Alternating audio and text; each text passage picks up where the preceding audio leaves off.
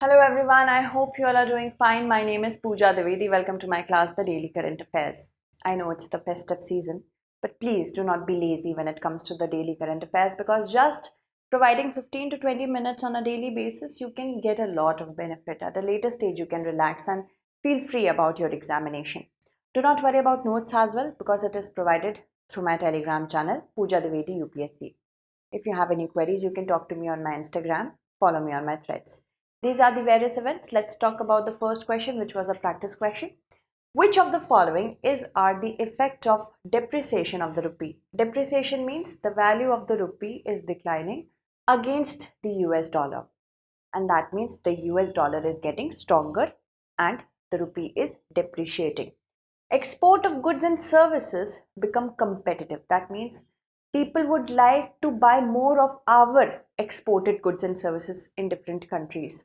Import of goods and services become costlier. Select the correct answer using the codes given below. For example, earlier $1 was equal to 100 rupee. Okay, and now $1 is equals to 200 rupees. Now, from our perspective, if we are importing goods, earlier, supposedly, we imported goods for $1 and in return, we had to give them just 100 rupees. But now, if we are importing goods, we are giving them 200 rupees. So, for us, it is becoming costlier. Yes, import of goods and services become costlier. And if we are exporting these goods and services to different countries, specifically if I talk about the USA, people will be able to buy more for $1 as they did earlier because the value of the rupee is less, and that means our goods to these countries will become cheaper. So that is why it will become more competitive. All right. So first is correct. Second is also correct. Both 1 and 2 will be the correct answer. As we know, the value of rupee is declining. Day by day, we are registering it, and I have already told you about the definition of depreciation and what impacts it could have. With respect to cryptocurrency, consider the following statements. Cryptocurrency is used anonymously, that means no names are given, to conduct transactions globally between account holders. China, Bangladesh, Egypt, Morocco, and Nepal are some of the countries where cryptocurrencies are banned. In India, cryptocurrencies are not banned. In India, a 30% tax will be charged on the earnings from the transfers of digital assets. That includes cryptocurrency and non-fungible tokens. So this we have to see how many of the statements given above is or are correct. Cryptocurrency, yes. Whenever anybody makes a transactions in cryptocurrencies, it is done on a ledger and it is a peer-to-peer transaction. So there is no need of telling the name. It is conducted anonymously.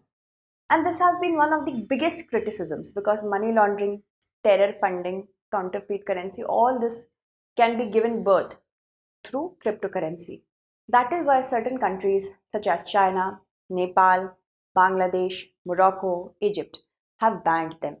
In India, these are not at all regulated, although there are certain guidelines that have been given in the union budget through which a 30% tax will be charged on the earnings from the transfer of digital assets that includes cryptocurrencies, etc.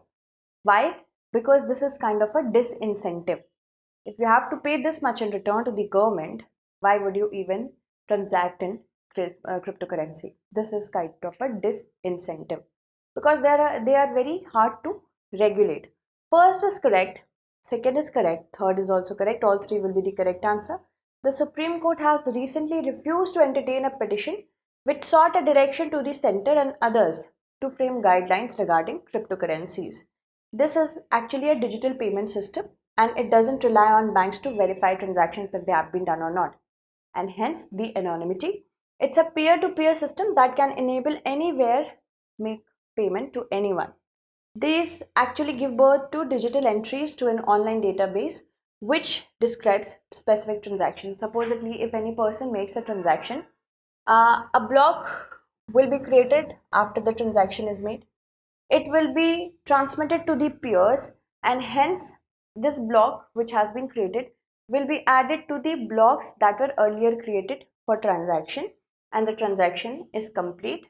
A has given payment to B through this only. Now, because blocks cannot be tempered, These are highly encrypted in nature.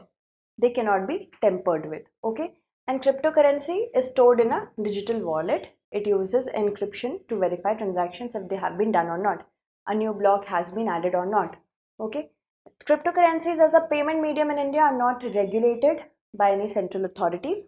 There are no rules or regulations. There is no certain ban on it.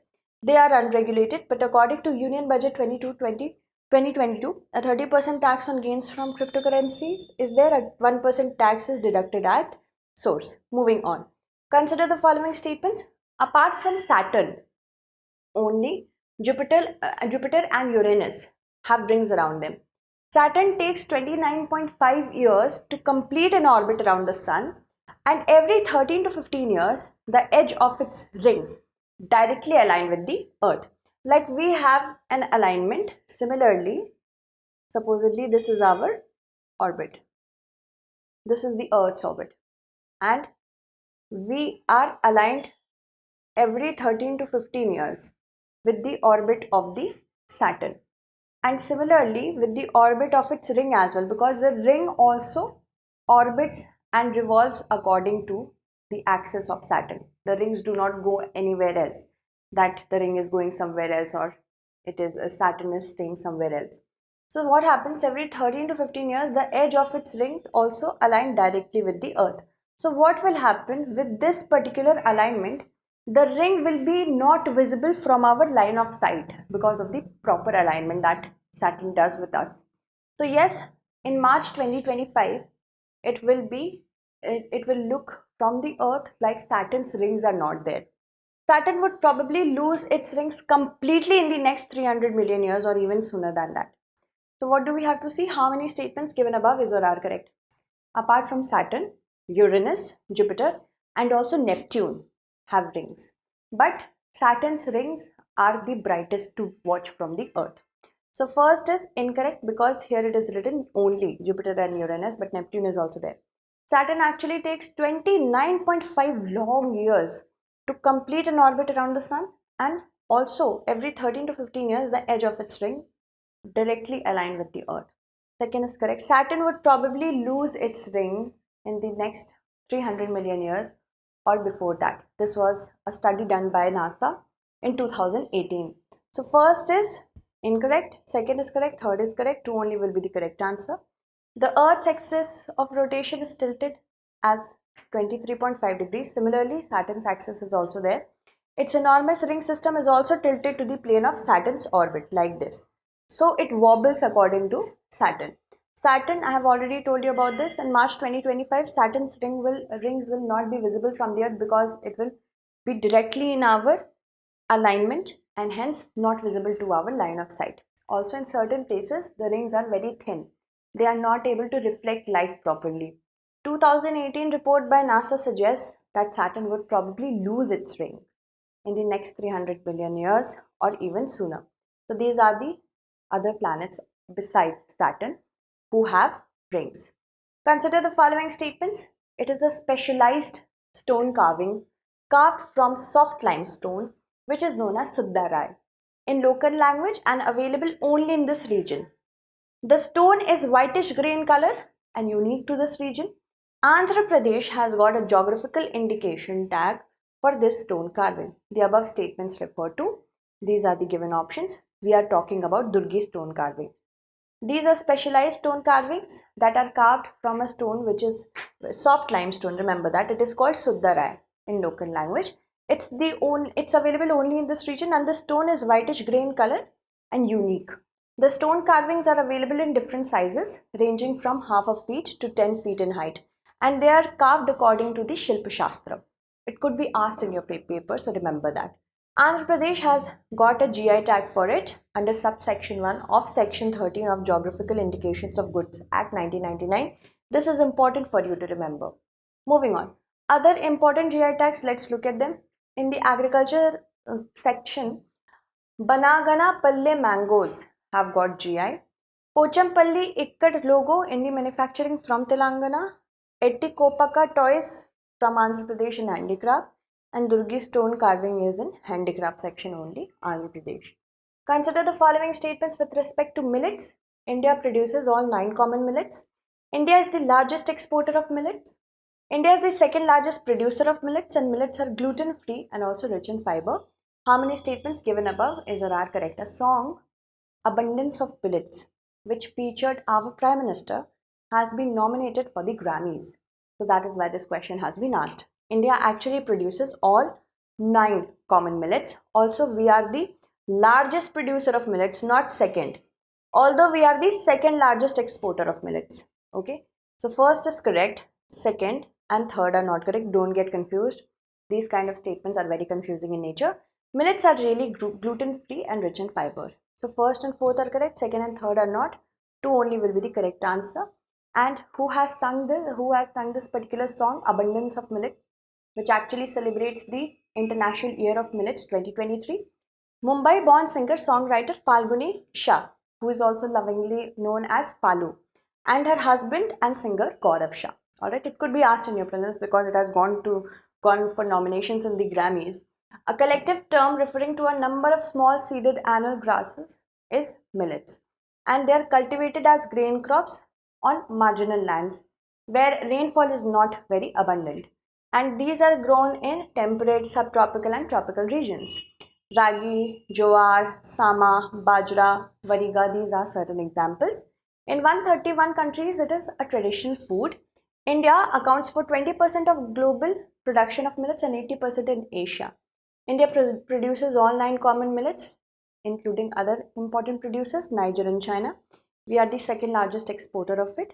And in our country, Rajasthan tops the list as producer of millets, which is followed by Karnataka and then Uttar Pradesh. These are drought resistant, that means those areas which do not get a lot of water and also don't have irrigation facilities. Millets are good to go there. These require less water to grow, that is why. And they can also grow in poor soil condition. Millets are good source of fiber, protein, vitamins and minerals. These are naturally gluten free and these are grown in a variety of soils and climate. Next, this is a question many of you couldn't understand solar cycle. Let me tell you about it. Consider the following statements. Every 11 years or so, the sun's magnetic field completely flips. That means the north magnetic pole becomes the south and south one becomes the north.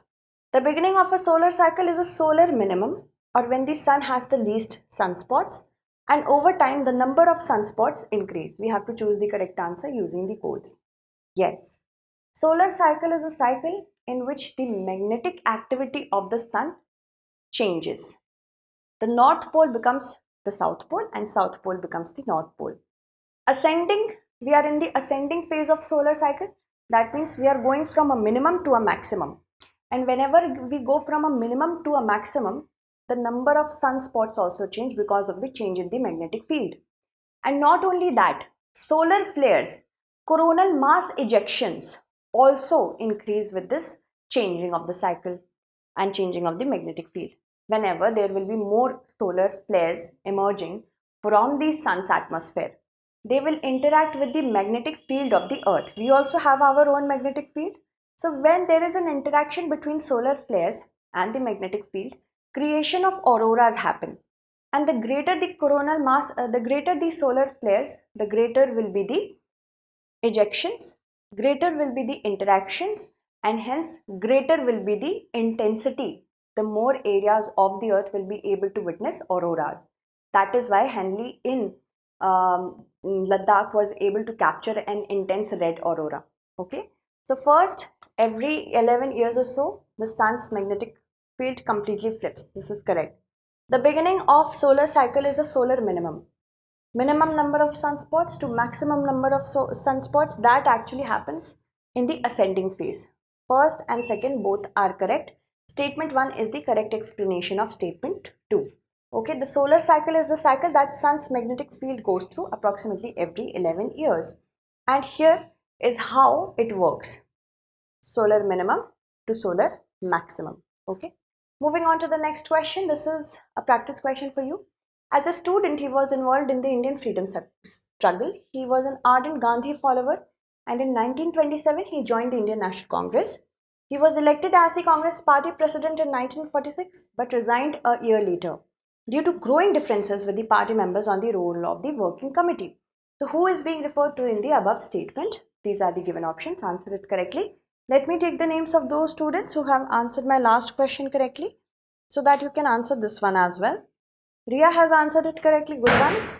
Happy Diwali. Prabhat has answered no. C. Prabhat, actually the option that is correct is C, both. Okay.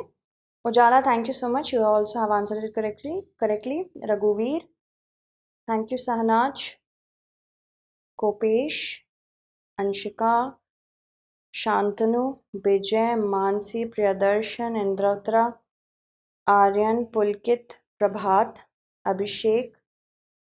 Thank you, Sandeep. Ritu, Abul, thank you. Brothers Empire has answered it correctly. Unnati, thank you, Nityanand. Swati, Mithilesh, thank you, Mithilesh. Rupesh, and my mobile phone. All of you have answered it correctly. Answer this one as well. Now I shall meet you post Diwali celebration. That is, we are going to have a gap of Sunday and Monday.